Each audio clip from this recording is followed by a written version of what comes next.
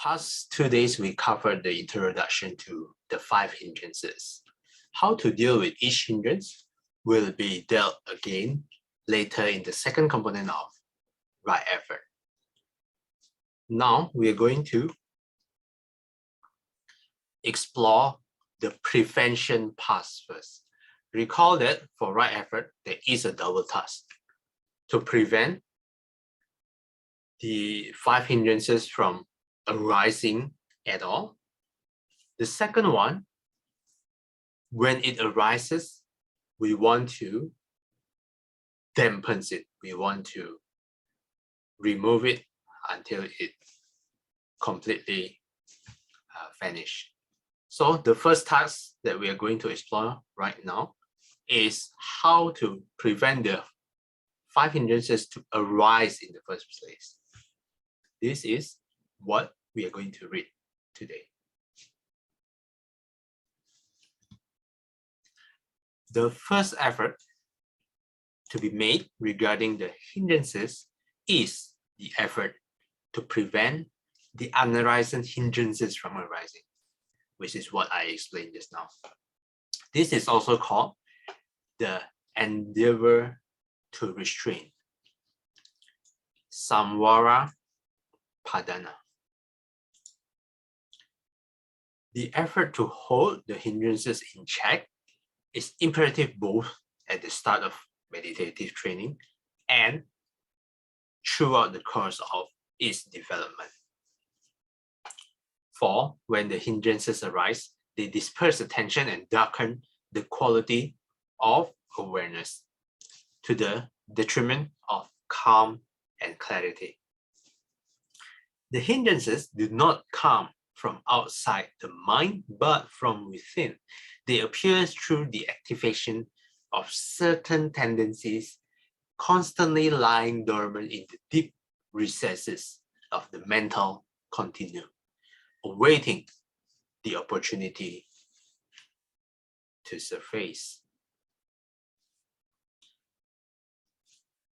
There are a few big words that we should define firstly. Let's say endeavor. Endeavor. It can be endeavor or endeavor. Try hard to do or achieve something. Attempt, try. An attempt to achieve a goal.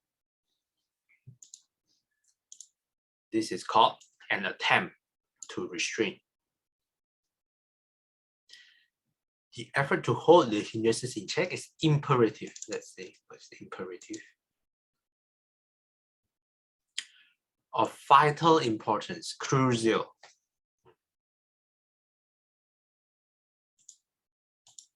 So it is important to hold the hindrances in check, both at the start when you try to meditate in the beginning and throughout the course of its development. Like 5 minutes after meditating or 10 minutes after meditating, we should always keep the hindrances in check. If not, after meditating for 5 minutes, when the hindrances arise, our attention when meditating disperse. Yeah, observing in and out breath, in and out breath. Suddenly, oh, yesterday I had a conversation with my friend. It was interesting discussion. The Dharma talk yesterday was wow, amazing. But even though it's true, we should not forget that our focus should be on the present moment. Yeah. So that in that way, the hindrances can disturb your practice of meditation.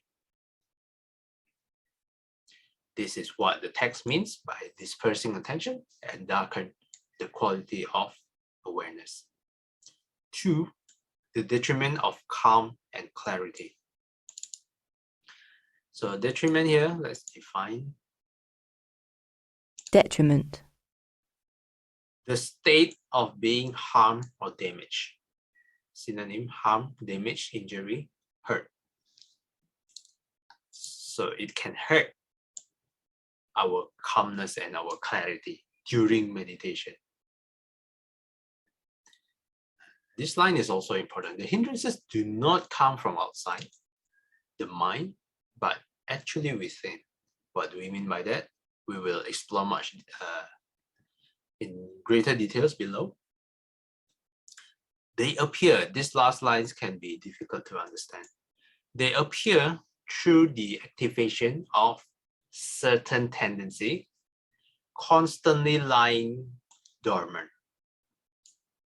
Constantly lying dormant in the deep recesses of the mental continuum.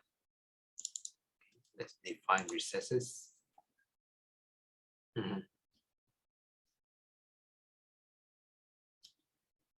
A small space created by building part of a wall further back from the rest. So we can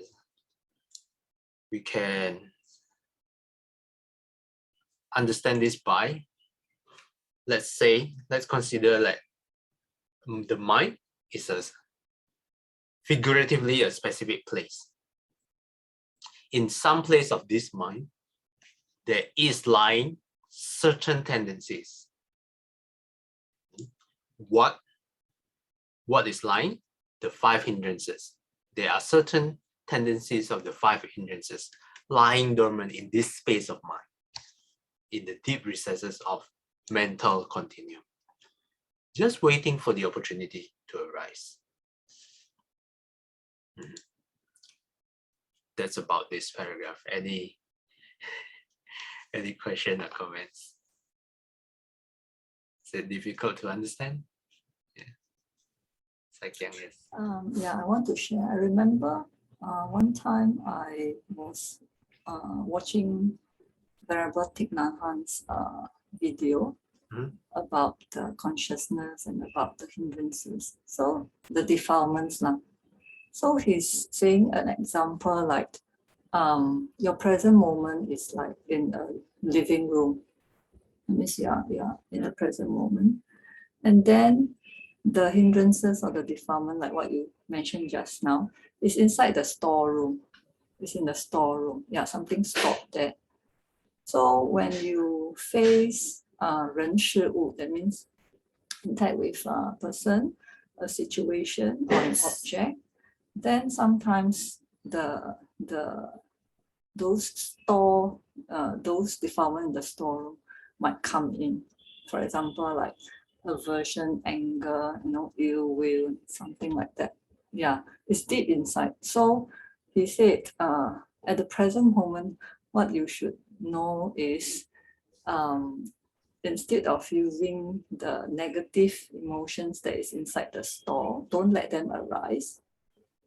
You should approach the situation, the person and the object first with knowing that they are present, they are there. Then from there, you try to, like what the book here says, cultivate wholesome ones.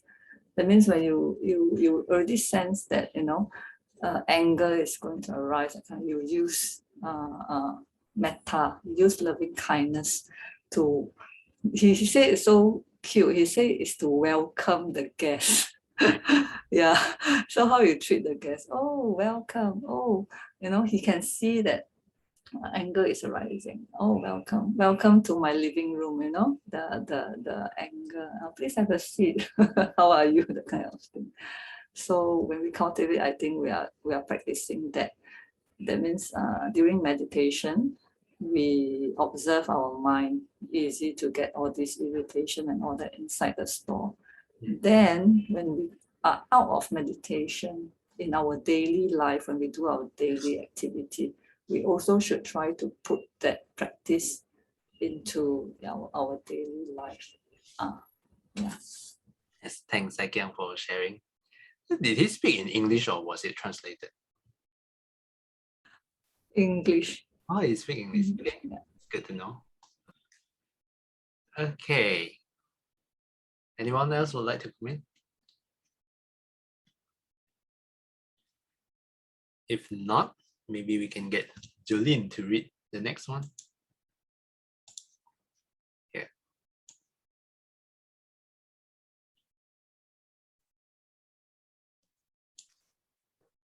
Your brother and sister.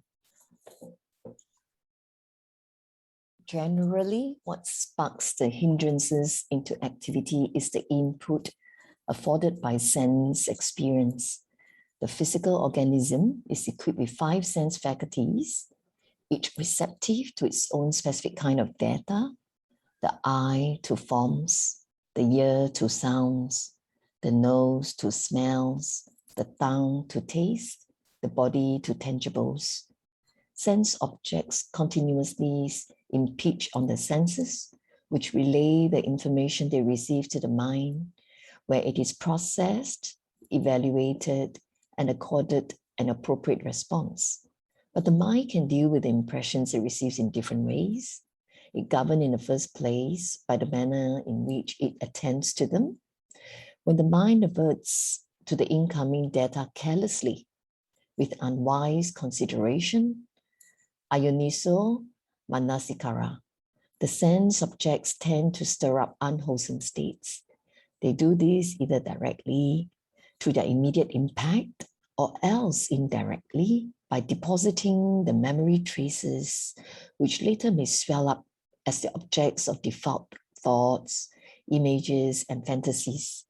As a general rule, the defilement that is activated corresponds to the object.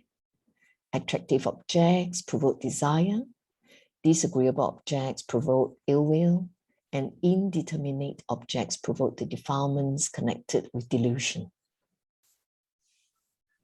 Thanks, Jolene.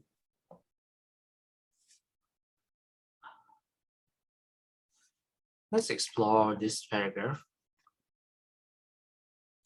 What sparks the hindrances, the text says, is the input afforded by sense experience. We, physical organism, including animals, is equipped with 5 sense faculties, each receptive to its own data. Eye to forms, ear to sounds, nose to smells, tongue to taste, the body to tangibles, whatever you can touch. Sense objects continuously impinge. So let's see what is impinge.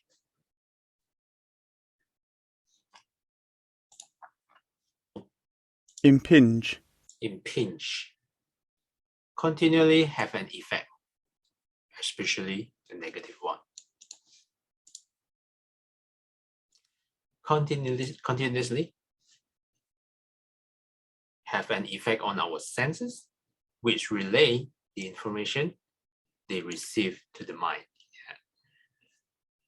So you see how it works? Whenever we see something through our eyes, then our eyes send this information to the mind. Whatever we touch, for example, if I touch this, the sense of my body to this tangible, the aircon remote, sends the signal back to the mind. Everything that goes through our 5 senses all goes back to the mind. When after it sends to the mind, this is where it's processed, evaluated, and accorded an appropriate response. This is the interesting part. The mind can deal with the impressions it receives in different ways. Governed in the first place by the manner in which it attends to them. This it here means the mind. When the mind adverts to the coming data carelessly, let's define that first here. Not this one.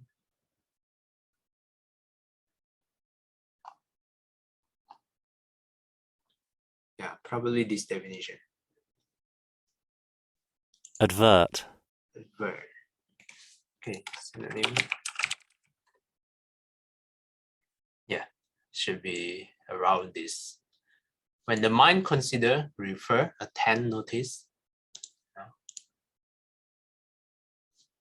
to the incoming data, the data through the five senses, carelessly, with unwise considerations, the sense object will stir up unwholesome states. It could be done either directly or through the immediate impact. No, it could be done either directly through the immediate impact or depositing memory traces, which later will swell up as the objects, as thoughts, images, fantasies. Give me a second, let me check the next paragraph whether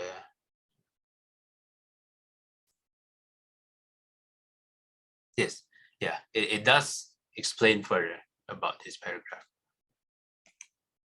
But generally what we should know, at least from this paragraph, when the data comes through our five senses, we can either attend it mindfully or we can attend it carelessly. This line is more about attending the data carelessly. When we do that, the defilements will either arise through immediate impact or is deposited inside the memory traces.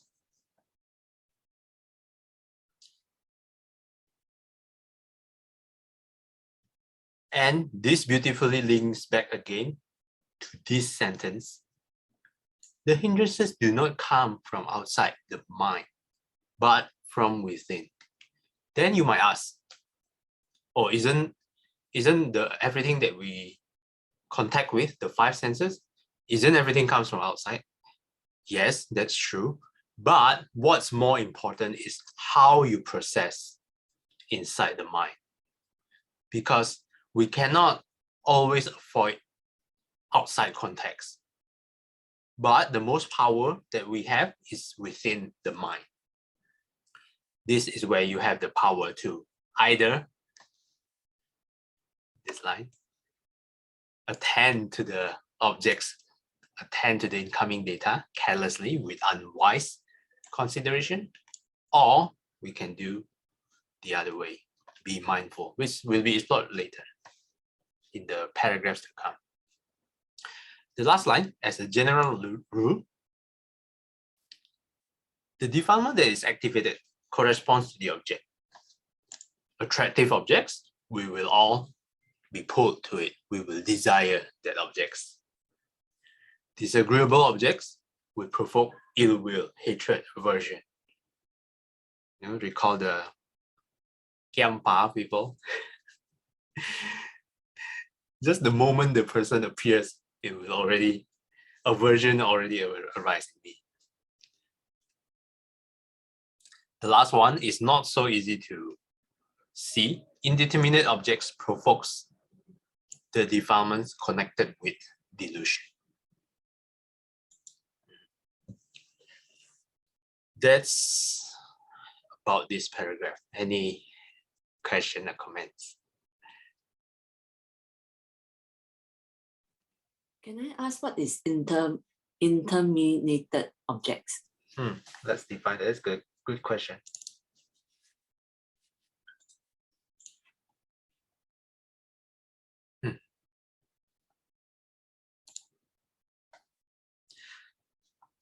Indeterminate. Indeterminate. First definition, not exactly known, established, or defined.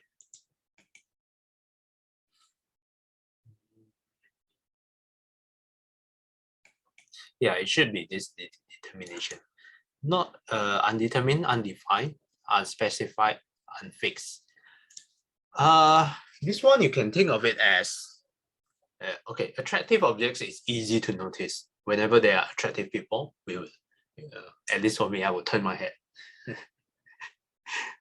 Sometimes we call this accident inducing.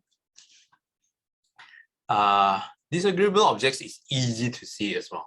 Whenever something unpleasant in the range of our 5 senses, we will immediately notice. For example, someone farted in the lift. I was like, oh no, it's so smelly. Yeah.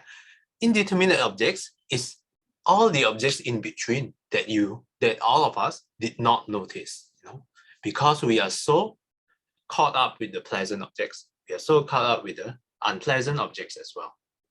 All the indeterminate objects, that everything else that we miss, everything in between. For example, anything, there are many objects in front of my tables, like remotes, trace together tokens.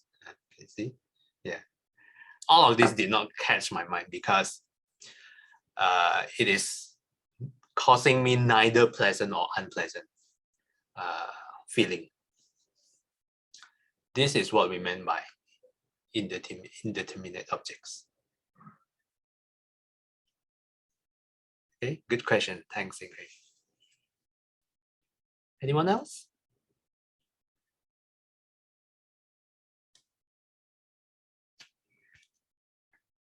Okay, if not, I think that should be it for today.